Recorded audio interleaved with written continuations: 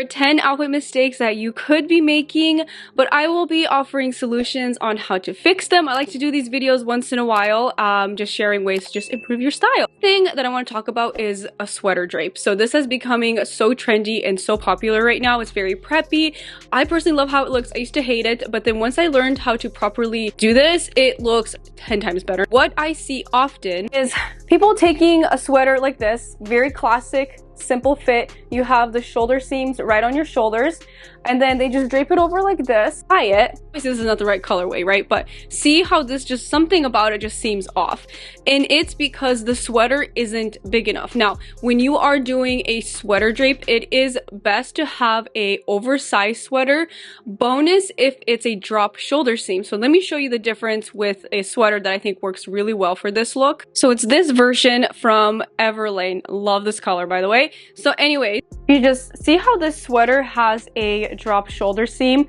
That makes all the difference when you are draping it over your shoulders, because the shoulder seam will sit a little bit lower, therefore the fabric just lays so much better. This is also a more oversized fit, so if I just drape it over my shoulders like this, see how much better that just lays over because of that drop shoulder seam right there. So it's actually like right under my shoulder here, and so I can either leave it like this, which I think looks so nice, or you can tie it. So people sometimes will tie it like this. I do it like this often if I'm just being lazy. Like, let's be honest, if I'm being lazy, I just do it like this. I think that's fine. You might want to loosen it just a little bit. It helps when the sleeves are long too. Hopefully you guys can see, even though there's not that much visual contrast, I think this looks good. If you want to improve it a little bit more, you can tie it like this. So you take the sleeves and you just wrap it once, okay, and then twice.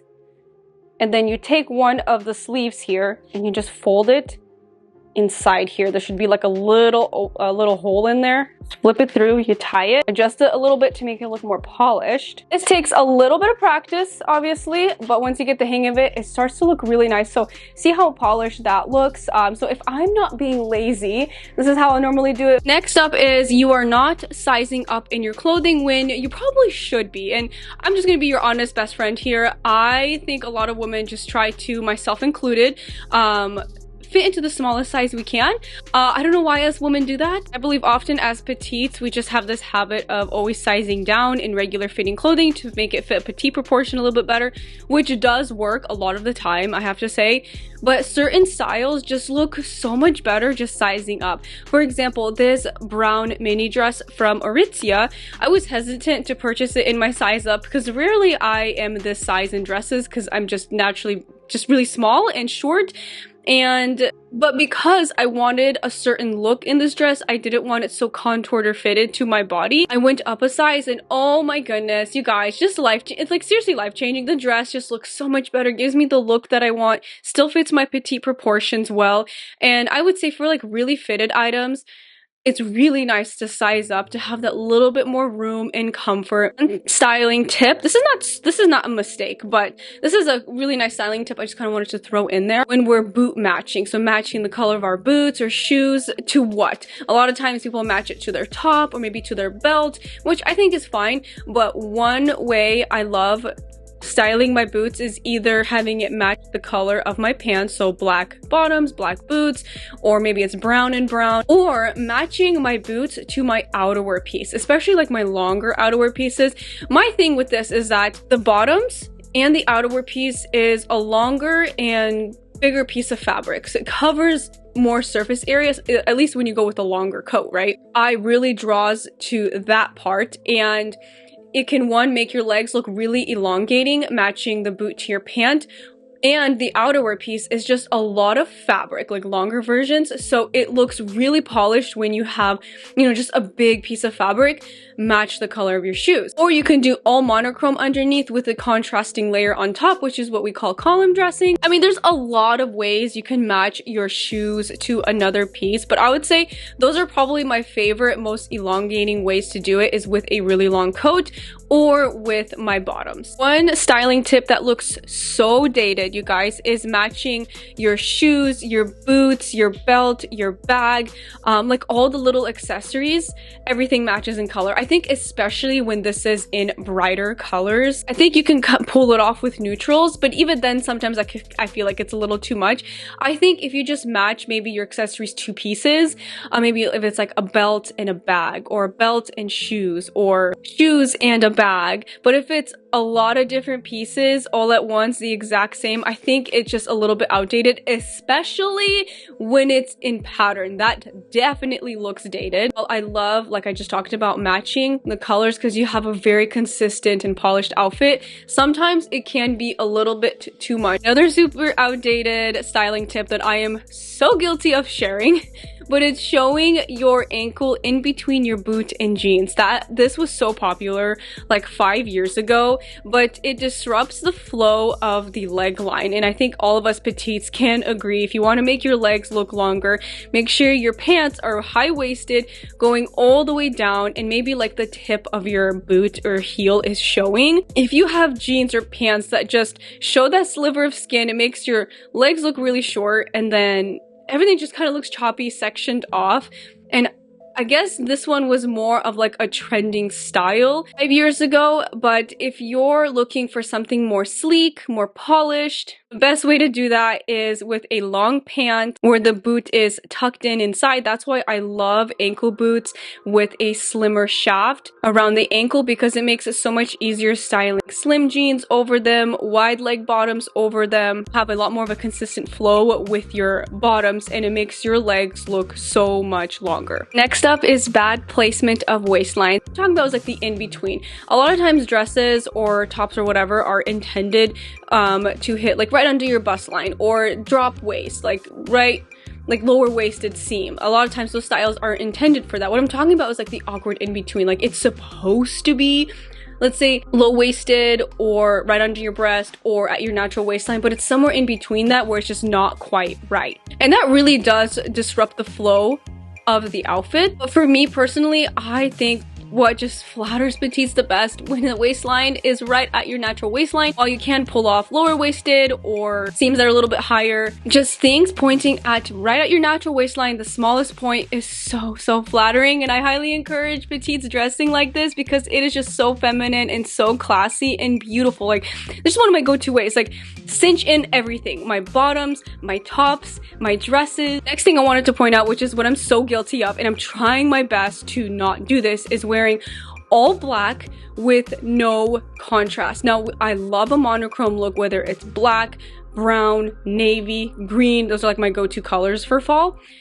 But especially with black, if you wear all monochrome with no contrast, it just flattens your shape. It makes it look really heavy, especially on a petite. So something simple as like adding a little belt. For example, you see a little bit of hardware there. It adds more depth and contrast and visual interest. Maybe some jewelry, or exposing your neckline instead of being covered from neck to ankles, right? Which isn't bad, but add some jewelry, or maybe open up a few buttons just to have it like expose a little bit on the chest here. Roll up your sleeves a little bit here. So what I'm saying is, like, oftentimes, especially me, I would just wear like a black dress, black tights, black boots, black coat, a black bag, and there's no contrast. It's just all black. And it's funny because I would try to take a cute outfit picture. It just looks like a black blob because there's just no contrast, and it just looked really heavy. Not dressing for your lifestyle is a mistake I think often people make, especially me. For example, I would buy tons of heels because all these bloggers, content creators, and influencers said you have to have heels. This is a capsule wardrobe essential. So me, of course, okay, I bought myself, you know, a bunch of heels, what they told me to, and guess what? I rarely wear them. And I'm just like, this stinks because I'm wasting so much money on things I don't wear. And then I thought about it. I'm like, I'm not picking things that are great for my lifestyle. So for example, I recently invested into boots. Here in Pacific Northwest, it freaking rains all the time here. You need some good waterproof boots. A lot of them are ugly, can I say? So ugly. I love dressing up polished outfits. So I was on the hunt for a chic pair of waterproof, sleek boots. I came across these from Blondo. I shared them with you guys. I freaking love them. They come in black too. I got the brown. And this is what I mean of finding things that suit your lifestyle while, Yes, I love dressier boots, heeled boots, but those don't reflect my personal style. So finding something just as stylish but waterproof or resistant and a more sleek design, something more reflective of my personal style, will make me wear it. And as well as heels. I rarely wear heels, purely because I have, again, 3 little kids. I just don't want to wear heels and walk around in them. I want comfortable shoes. I walk a lot. I'm on my feet all day long. So for me, really thinking about, you know, what will suit my lifestyle and finding versions of those that are, again, practical for what I do every single day, but still stylish. And everybody can find that. You don't have to have the dressiest of pieces to look dressy every single day. And I talked about this before. A lot of people will have either really casual pieces or super dressy pieces and nothing in between that you can style in more casual ways or in more dressy ways. And I really want to share with you guys, like, focus on the in-between pieces, because honestly, that's where a lot of our life happens, is in the middle. And likely a lot of us are probably not home all day every day, so it's a lot of in-between pieces. So get a sleek pair of jeans, maybe a comfortable pair of trousers, some good basic tops that are slightly elevated, some casual jackets that are still elevated, like cropped trench coats or really cool barn jackets, some comfortable, sleek, chic, polished sneakers, maybe some ballet flats that are comfortable, some riding boots you can wear with your skinny jeans, really good ankle boots. Like, a lot of those things are in between. Like, yes, they can be dressed up a little bit, but you can also make them casual, but you can also make them in between. So that's what I mean. Purchasing things that suit your lifestyle, but also picking things that are in between. So not super casual, but not super dressy. Well, it's okay to have all of those categories. Point is to just keep in mind of your lifestyle. Last but not least, which I feel like this is such a petite struggle, you guys, is wearing pants with too long of a crotch, where it creates really sagging and a drooping effect. This is, I really think, a petite specific issue, and a lot of times that happens when something is a little bit too high-waisted. It sits on our natural waistline, but then you have all this extra fabric in your crotch, which honestly creates sagging and bunching, and this actually shortens the leg line as well, and it just doesn't look seamless or polished or anything. So this often happens with jumpsuits. You'll notice in regular fitting jumpsuits, even if you come across a cropped jumpsuit where the inseam, like, it hits you around your ankles, so a lot of times the crotch is just too long because it's cut for a regular person, but to make it a little bit shorter for their legs. So that's kind of annoying. I think jumpsuits are probably one of the most finicky things to find for petites, because we're all different shapes and sizes, right? Banana Republic Factory has a petite section that actually does a freaking good job on their jumpsuits. So I'll link it below if you guys are looking for, like, some solutions to avoid that sagging crotch.